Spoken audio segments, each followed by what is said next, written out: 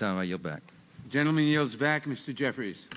Thank you, Mr. Chair. The chokehold and other police tactics, such as a knee to the neck, are inherently dangerous and present an unreasonable risk of serious bodily injury or death. That is why the Justice in Policing Act will make such strangulation tactics unlawful pursuant to our nation's civil rights laws. President Davis, the National Organization of Black Law Enforcement Executives, supports criminalizing chokeholds and other strangulation tactics as a matter of law. Is that correct? So this is for Ron Davis. Yes, sir, it is. Ms. Gupta, does the civil rights community support criminalizing chokeholds and other strangulation tactics as a matter of federal law? We do, and in fact, there are departments around the country that have already banned them, and so this is about making that the national standard. Professor Butler, is it fair to say that the neck should be off limits during police encounters?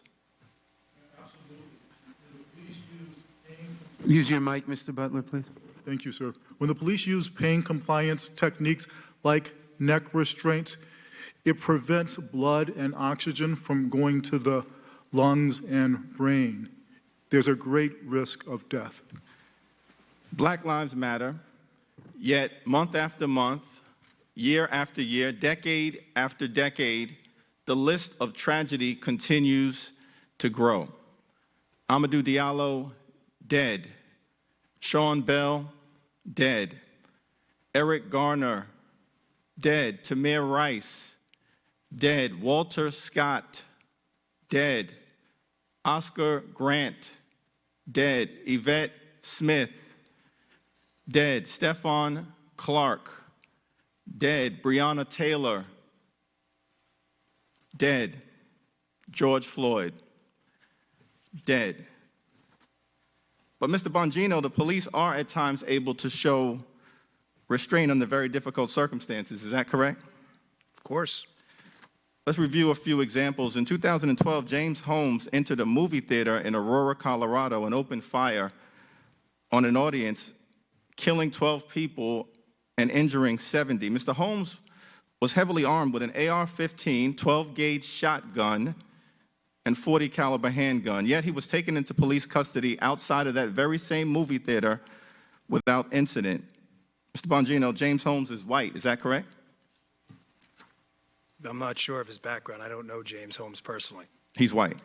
2014, Dylan Roof massacred 9 black parishioners at Mother Emanuel AME Church in Charleston. Mr. Roof was heavily armed with a high-powered Glock, 45 caliber pistol, and 88 rounds. The police somehow arrested Dylan Roof without incident and even treated him to Burger King. Mr. Bongino, Dylan Roof is white, is that correct?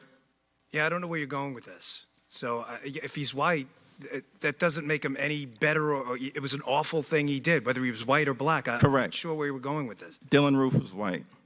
And last year, He's awful. in El Paso, Texas, Patrick Crucius killed 23 people and injured dozens during a shooting rampage. He used an AK-47 and was heavily armed. Yet somehow he was arrested without incident. Mr. Bongino, Patrick Crucius was white, is that correct? Sir, I have no idea of I don't know his parentage. He was white. Again, I don't know why you're making a racial thing. Reclaiming my time. Yeah. Because Black Lives Matter, sir. Yeah, all lives matter, sir. Every single life matters. White, black, Asian, Professor everywhere Butler, else. you have heavily armed mass murderers in places like Aurora, Charleston, and El Paso, somehow apprehended by police without incident. That's the point, sir. I arrested those people, sir. Innocent, You didn't.